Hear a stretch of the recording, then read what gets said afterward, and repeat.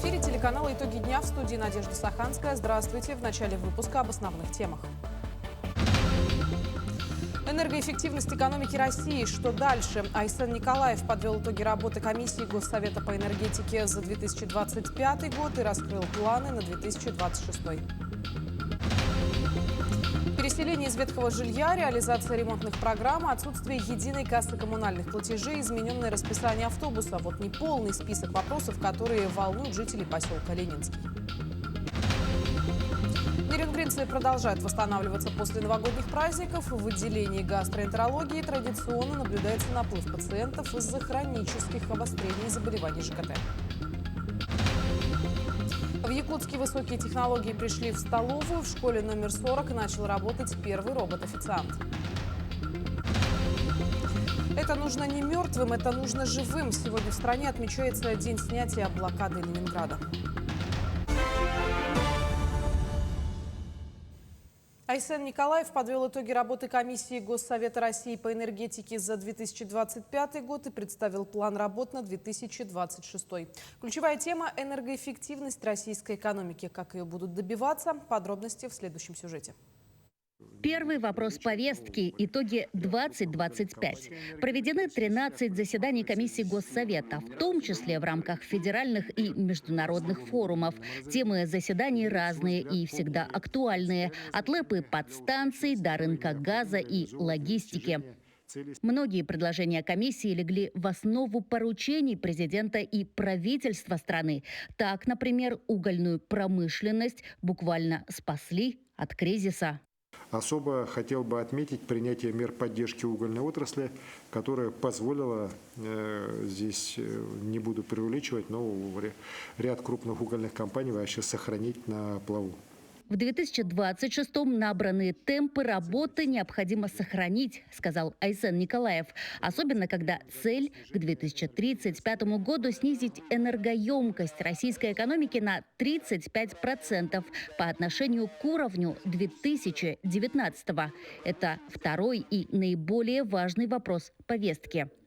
То есть снижать потери тепла и электричества, увеличивая их эффективность при производстве, передаче и потреблении во всех отраслях. Надо вести речь не только о повышении энергоэффективности бюджетной сферы, а надо говорить в целом про нашу экономику Российской Федерации и как раз рассматривать решения, которые позволят в целом экономику страны выводить на другой уровень с точки зрения энергоэффективности. А значит, необходима целостная национальная политика с учетом региональной специфики, в том числе климатической. В первом полугодии 2026-го ожидают и доработки госпрограммы энергосбережения и повышения энергетической эффективности. Она коснется ЖКХ, транспорта, промышленности и многих других отраслей. Это, знаете, огромный пласт работы, начиная со строительства жилых домов, повышения их энергоэффективности и стимулирования строительства энергоэффективных домов, заканчивая уже, например, тем же транспортом, более энергоэффективным, экологичным. И здесь просто непочатый край работы и для всех регионов страны, и для Республики Саха-Якутия в частности. Айсана Парнашова, Айтал Байтунов, Москва. Якутия впервые возглавила рейтинг субъектов Дальнего Востока по востребованности программы «Дальневосточный гектар». Обработано 12 255 заявлений, предоставлено свыше 5500 земельных участков. Об этом на рабочей встрече с главой республики доложил министр имущественных и земельных отношений региона Павел Багынанов. Стороны также обсудили проект «Цифровой двойник Якутии». Он ускорит кадастровые работы, повысит точность планирования и упростит получение госуслуг.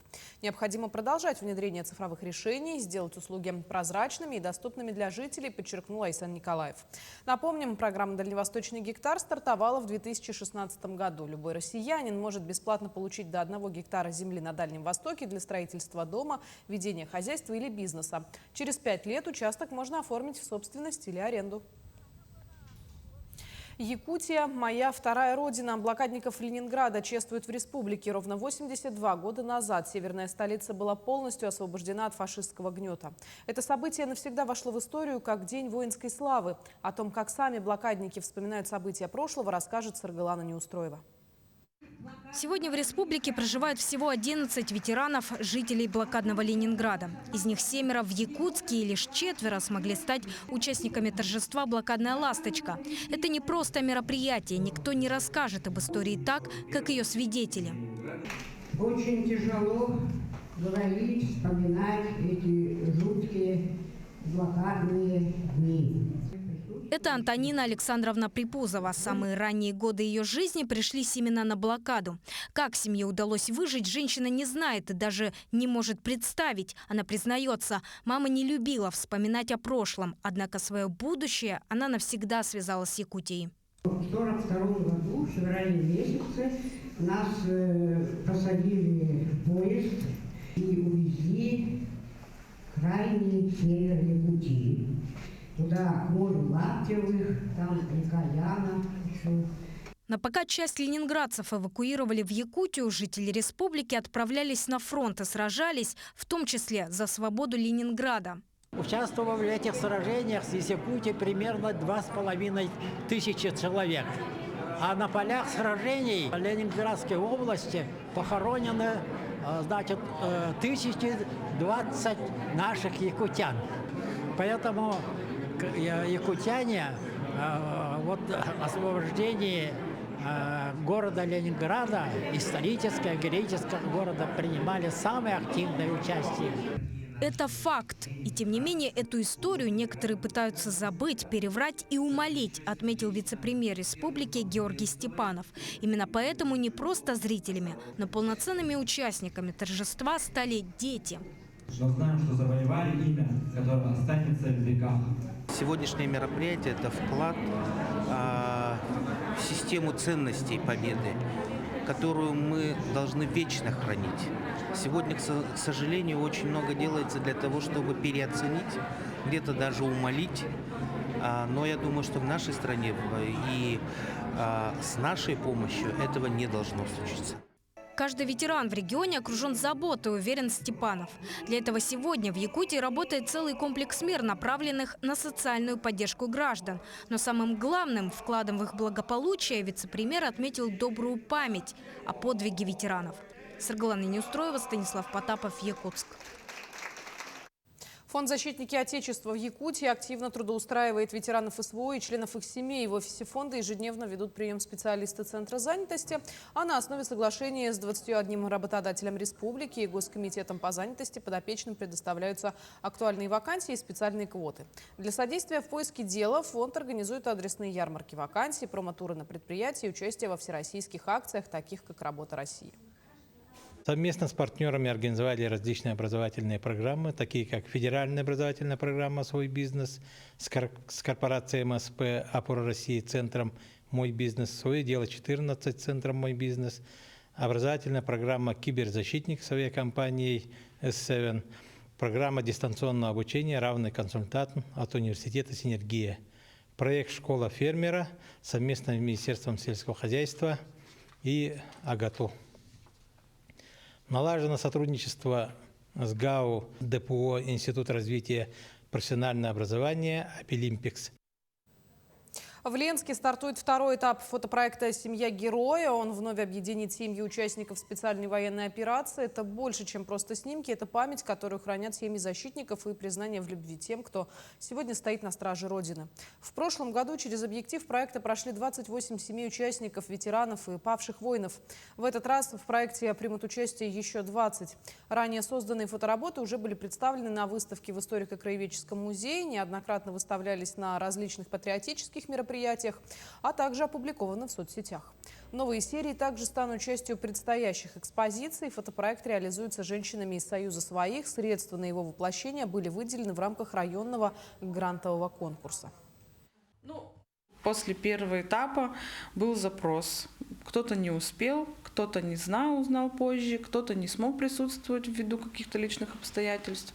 И было принято решение провести второй этап.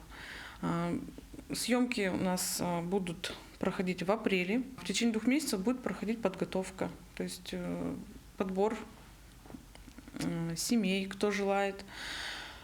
Обсуждаться будет работа, как будет проходить работа с фотографами, с визажистами.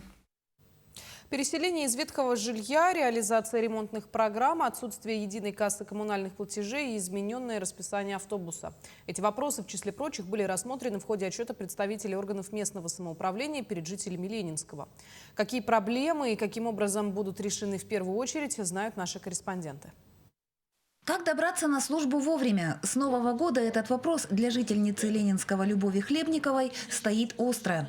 Любовь Ивановна работает в одной из городских школ. Ровно в 8 утра она должна быть на своем рабочем месте. В связи с удлинением автобусного маршрута и введением еще одной остановки, время пути от поселка до города увеличилось. Теперь выходить из дома Любови Ивановне нужно около 7 утра. К остановке мы подъезжаем еще дальше, чем до остановки. Он едет на разворот, и поэтому, естественно, руководство набавило времени. Мы уже писали заявление и собирали подписи, чтобы изменить, вернуть нам старое расписание, по которому нам было всем удобно и комфортабельно ездить на работу.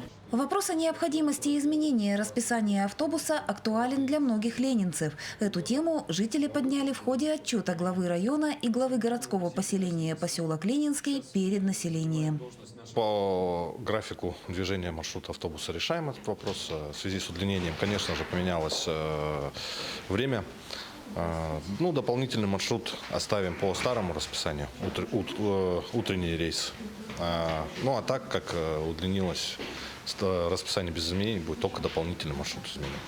В актовом зале клуба также рассматривались иные важные проблемы. Напомним, летом минувшего года полномочия акционерной компании «Теплоэнергосервис» были переданы вновь созданному муниципальному унитарному предприятию «Теплоэнергосервис».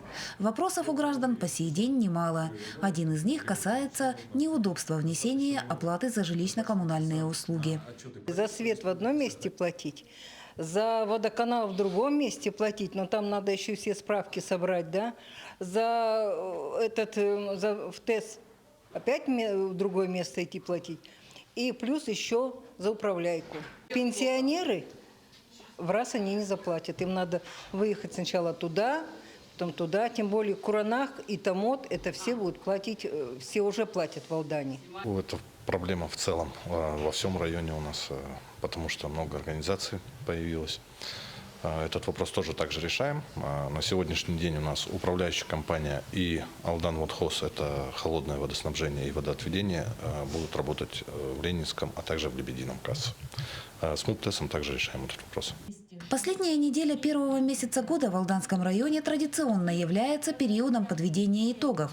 Первые встречи представителей органов местного самоуправления с гражданами состоялись в поселках Ленинский и Лебединый. В ближайшие дни отчеты пройдут во всех поселениях. Татьяна Вахнина, Сергей Шипачев, Александр Лукин, Алданский район, поселок Ленинский. Ну а нерюнгринцы продолжают восстанавливаться после новогодних праздников. В отделении гастроэнтерологии традиционно наблюдается наплыв пациентов после праздничных каникул из-за обострения хронических заболеваний ЖКТ или появления новых симптомов из-за переедания, жирной пищи, алкоголя и нарушения режима питания. Продолжат тему наши коллеги из Нерюнгри. Самыми распространенными причинами обращения за медицинской помощью в праздничные каникулы и сразу после них являются обострение хронических заболеваний желудочно-кишечного тракта, в том числе панкреатит и отравление. Отделение гастроэнтерологии в Нерюнгри условно разделяет сезонные и круглогодичные заболевания. По язвенной болезни идет обострение весна и осень. Цирроз печени госпитализируется круглосуточно, в зависимости от того, есть праздники, нет праздников, идет ухудшение. С панкреатитами то же самое, если новогодние праздники люди пытаются, угощаются салатами, там, всякими шашлыками и все прочим, и теперь мы пожинаем все плоды этих новогодних праздников. В отделении гастроэнтерологии 2 дневных койки и 24 круглосуточных. Отделение обслуживает весь Нерюнгринский район и даже жителей Алданского района. За прошедший год лечение получили 734 человека. План выполнен на 109%. Лечим мы язвенную болезнь, гепатиты, циррозы печени, панкреатиты, заболевания кишечника. В общем, все болезни пищеварительного тракта. В гастроэнтерологическом стационаре пациент получает всестороннюю квалифицированную помощь. Лечение мне нравится. Зоя Кирилловна превосходно относится к пациентам. каждому рассказывать, что, как, анализы, что там прям по цифрам. Если непонятно, она объясняет. Девочки доброжелательные, медсестры, процедурные, вот синяков даже нету, ставят замечательно. Потому что не каждый может так. Современные лекарства уже не такие, как там раньше были. Все равно как-то медицина стала лучше. Больше информации. Спрос на медицинские услуги в этой области велик. Наблюдается рост заболеваний органов пищеварения, в том числе у молодежи. Редкие приемы пищи и несбалансированность рациона, фастфуд и полуфабрикаты, стресс, курение, увлечение алкогольными напитками, длительный прием некоторых лекарственных средств. Это не полный список факторов риска, приводящих к проблемам с пищеварением. При недомоганиях врачи советуют не откладывать визит к гастроэнтерологу, чтобы предотвратить серьезные нарушения. Екатерина Павлова, Андрей Гаянов, Нерюнгри. Мирнинский район сегодня отмечает 61-ю годовщину со дня своего образования. Алмазный край по-прежнему является лидером республики по многим производственным и социальным показателям. В районе из года в год реализуются национальные проекты. Более 5 миллиардов рублей составил в прошлом году объем финансирования национальных, федеральных, региональных проектов, федеральных и государственных программ. В прошлом году в декабре месяце мы газифицировали город Удачный.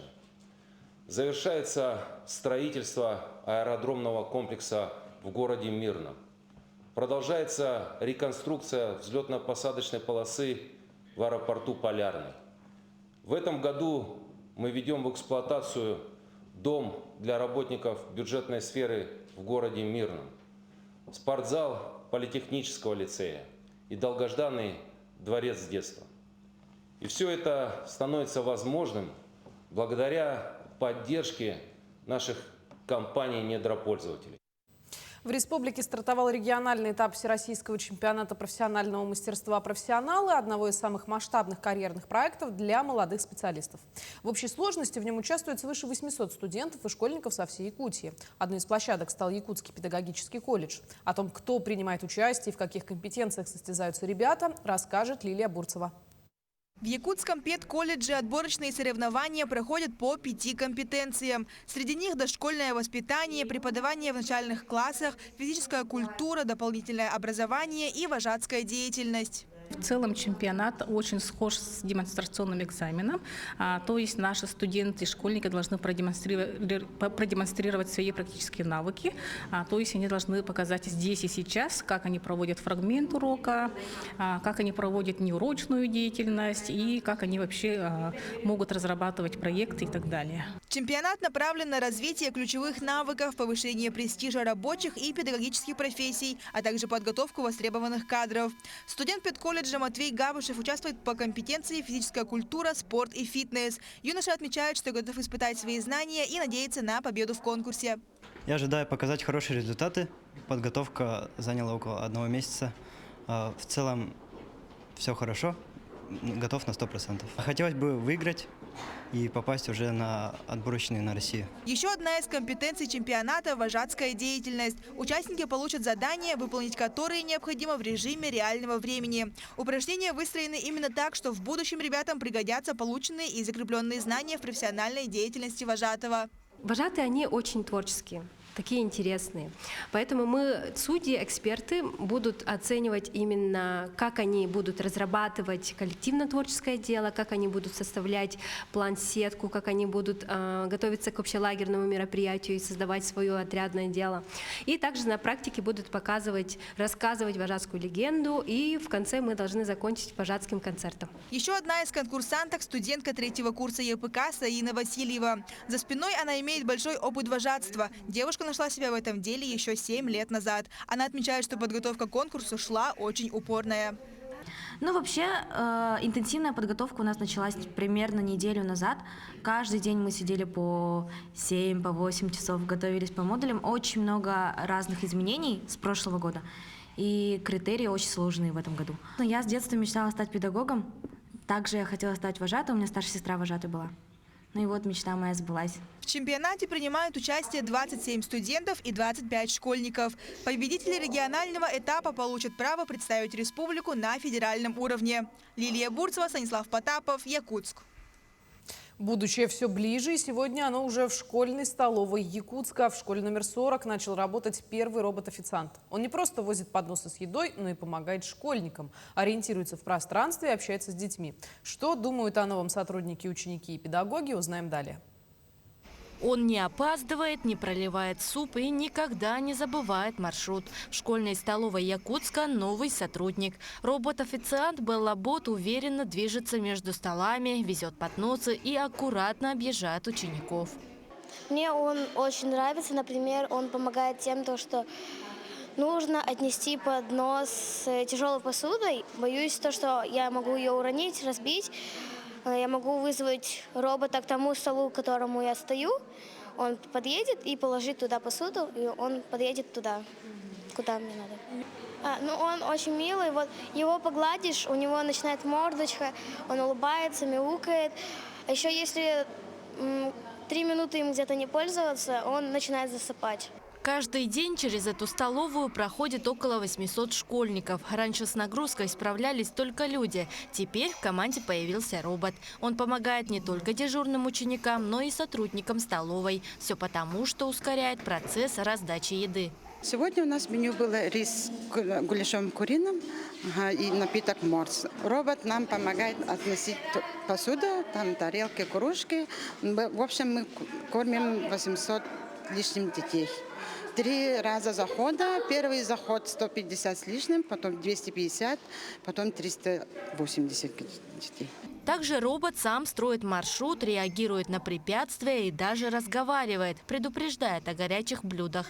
Безопасность обеспечивают датчики и мягкий бампер. Отметим, что Беллабот в школе трудится не один.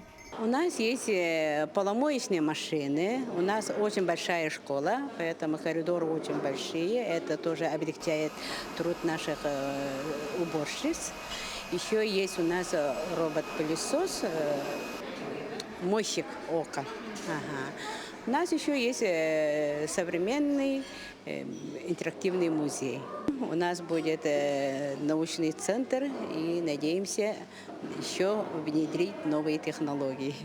У школьного робота уже есть сестра-близняшка. Такой же умный помощник появился в смарт-библиотеке. Отметим, что роботы – часть тестового проекта по внедрению роботизации. Если эксперимент покажет эффективность, умные помощники будут во многих организациях Якутска. Даяна Федорова, Нюргун Старостин, Якутск. В Якутске завершается строительство арктического центра эпоса и искусств, одного из ключевых объектов Года культуры в республике. Также продолжается возведение круглогодичного детского центра «Полярная звезда», который сейчас готов на 68% и должен быть завершен в декабре текущего года. Вместе с тем на совещании было отмечено отставание по другим объектам. Дворец детства в Мирном готов на 82%, но темпы строительства замедлились из-за нехватки материалов. В Ленске после смены подрядчика возобновились работы на детской школе искусств, готовность которой оценивается в 70%. И в завершении выпуска коротко о погоде. Теплая воздушная масса с Тихого океана продолжает поступать и обеспечивать аномально теплую погоду в центральной и восточной части Якутии. В Якутске температура воздуха выше норм на 2,8 градусов, и такая погода сохранится до конца января. 28 числа на северо-востоке, юго-востоке, в центре и на побережье Нижней Лени небольшой, местами умеренный снег. Ветер умеренный, на побережье Арктики порывистый до 15-17 метров в секунду, метель. К этому часу это все новости. Таким увидели этот день наши корреспонденты. Мы продолжаем следить за развитием событий. Ну а я с вами прощаюсь. До встречи в эфире.